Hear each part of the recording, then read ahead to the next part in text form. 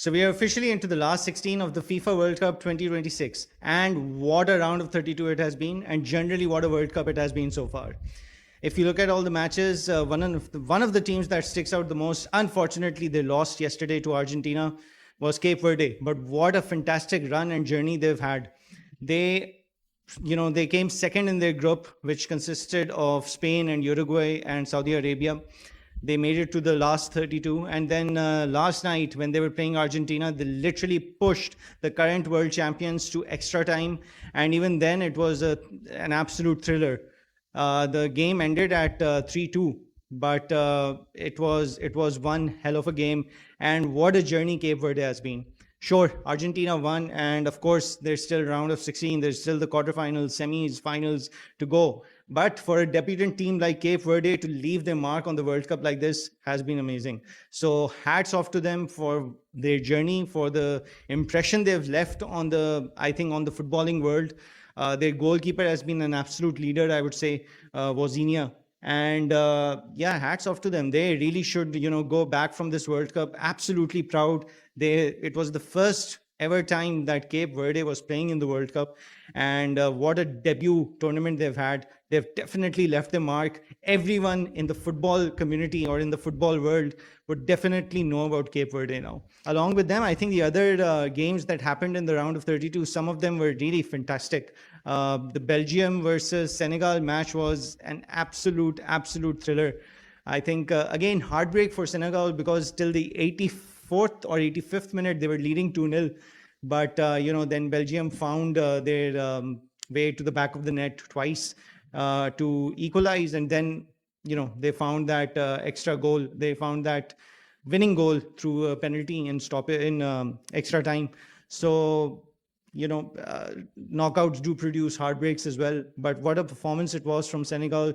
Unfortunately for them, they couldn't get through. Other than that match, I think the biggest shocker was Germany bowing out to Paraguay, drawing in normal and extra time at 1-1, and then losing out on penalties 4-2. Yeah, I think 4-3. But it was an absolute, I think, the biggest upset of the World Cup so far. They've overtaken Cape Verde, drawing with Spain for sure. Losing to Paraguay on penalties, no one would have thought.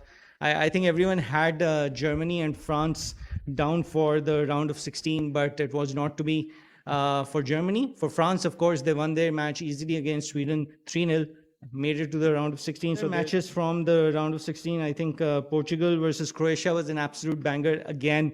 For a lot of hands, till the very end, they probably had their hearts in their hands. Their ability to probably process things was numb, because that was the kind of match it was. You had two greats of the game, Ronaldo and Modric, both playing in that knockout match. It would be heartbreak for one, and it would be a continued journey for the other. And on that night, it was to be Ronaldo's night. He scored the equalizer, and then Portugal found that winning goal towards the end of the game. And unfortunately, as luck would have it, Croatia did equalize, but that was ruled out by VAR because of the new technology, which was able to pick up a very, the tiniest of hair deflections, probably from one of their players, to put the goal offside. But that's how close it was. It was literally like fine margins.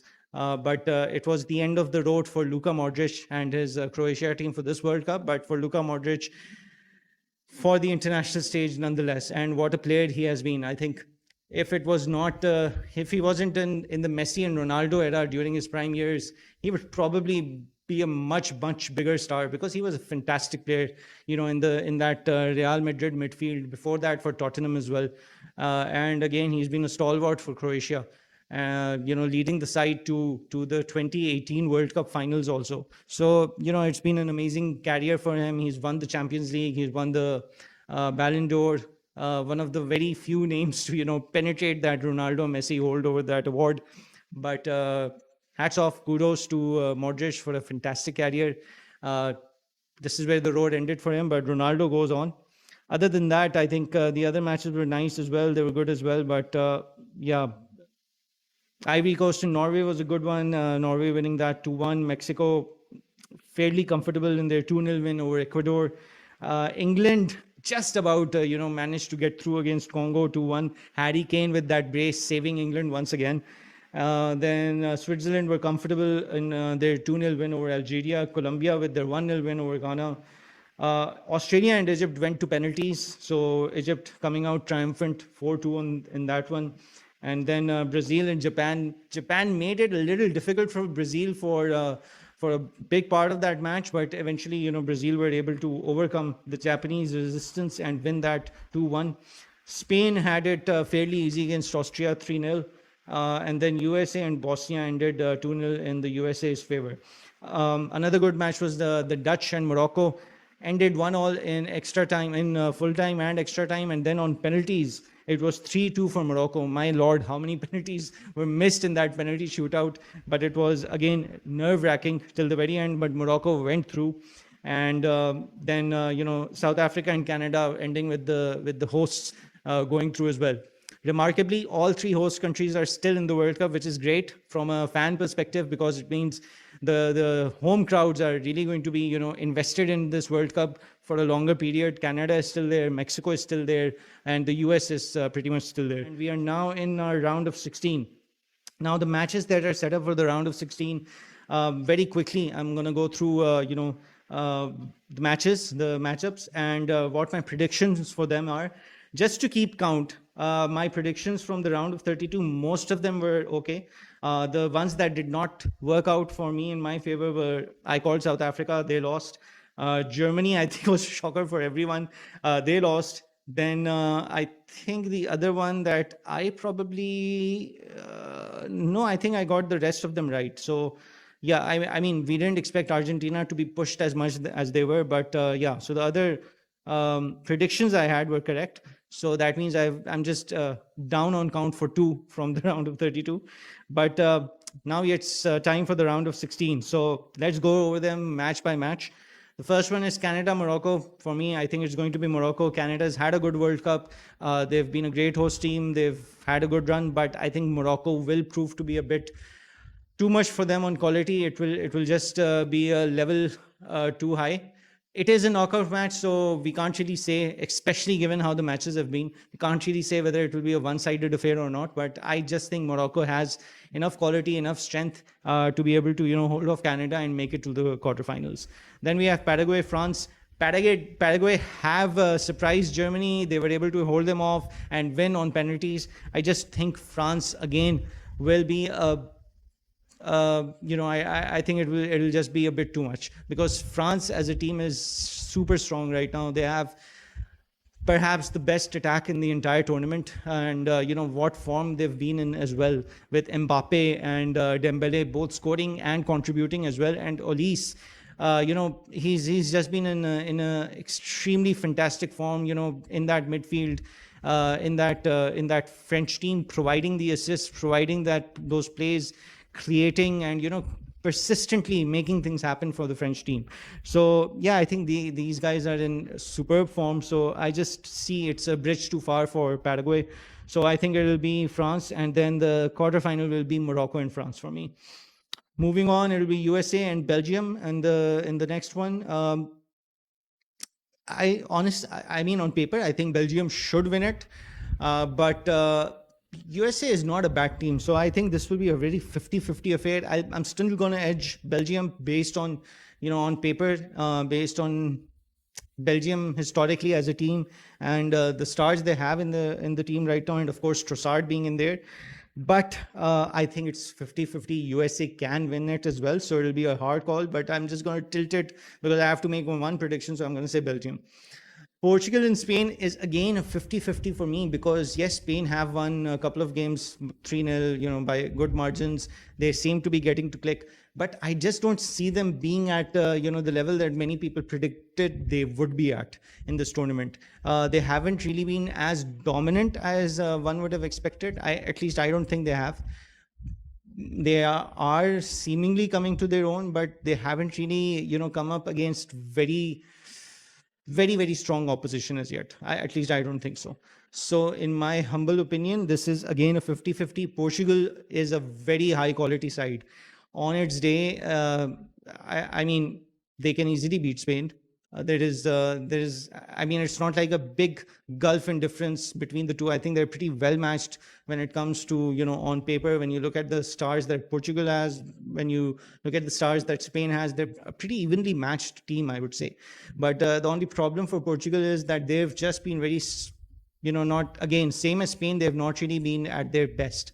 So these are two sides who have not been at their best, who have not been in their prime.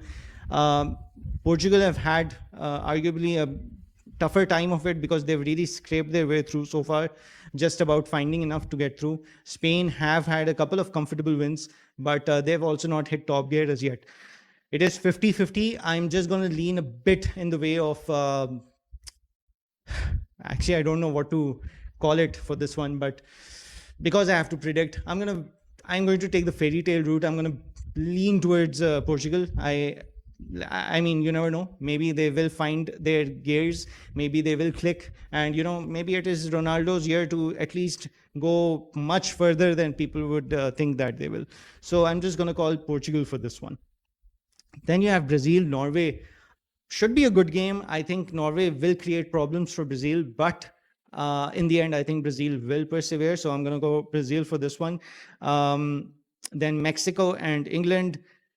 If England continue to play the way they have and Mexico continue to play the way they have, it might very well be another upset, and Mexico might prevail, and England, maybe coming back home without it coming home. But yeah, I think if they play to their potential, then England should win this one. I am going to go with England for this, but yeah, it should again be a promising game. It should be a good game. Then we have Switzerland, Colombia. I think Switzerland have been in really good form. I think they're playing well. Colombia have played well as well.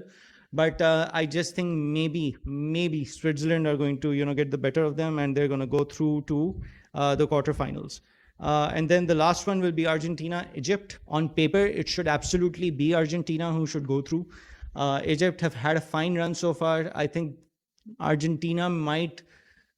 they will trouble Argentina, perhaps. It might not be a very, one-sided game, perhaps, but I think Argentina will still prevail. That said, I think you have to remember Egypt did draw with Belgium.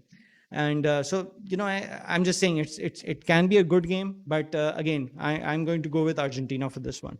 So yeah, there you have it for my predictions for the round of 16. So the quarters, as I see it, would be Argentina and Switzerland. Then you have England and Brazil. Should be a mouth-watering clash if it happens. Then Portugal versus Belgium, and France versus Morocco, which would be a repeat of the 2022 semi-final between the same two teams. Only this time they'll meet in the quarterfinals. But yeah, the round of 16 matches are looking good. They should be exciting. We've had a fantastic round of 32, and I think round of 16 will be the same. Let me know in the comments what your predictions are for the round of 16. Who do you think is going to go through to the quarterfinals, and whether your team is still in the World Cup. Historically, I have always supported Germany. They are unfortunately out. So now, honestly speaking, I'm just hoping the best case scenario for me would be a new team winning. If it is miraculously Morocco, it would be fantastic. But yeah, any new team winning would be the best thing that could happen. My mind still says France is going to go all the way. They're looking really super strong. But everyone has to have one bad day at the office. So you never know when that is coming for France. But yeah, this is the round of 16 predictions from my side. Please do let me know what you think, what is going to be the outcome of these matches, who is going to make it to the quarterfinals. And in terms of the matchups, I think the best matches should be Portugal, Spain for sure would be a good match. Mexico, England should be another good match. And then USA, Belgium should be a close match as well. Brazil, Norway will be entertaining. I don't think it will be as close though. Brazil will in the end, make it through. It won't be like a one-sided affair, but yeah. So yeah, there you have it. So far, so good for the World Cup. Thoroughly enjoying it. Just a few more matches left, just the quarters, semis, and then the final. So it's almost, we are almost coming towards the end of the World Cup. It will pass by now without us even knowing about it. Yeah. All the best to the teams, all the best to the fans. Keep watching football. Leave your comments on this video. Let me know what your predictions are. And let's see how it goes.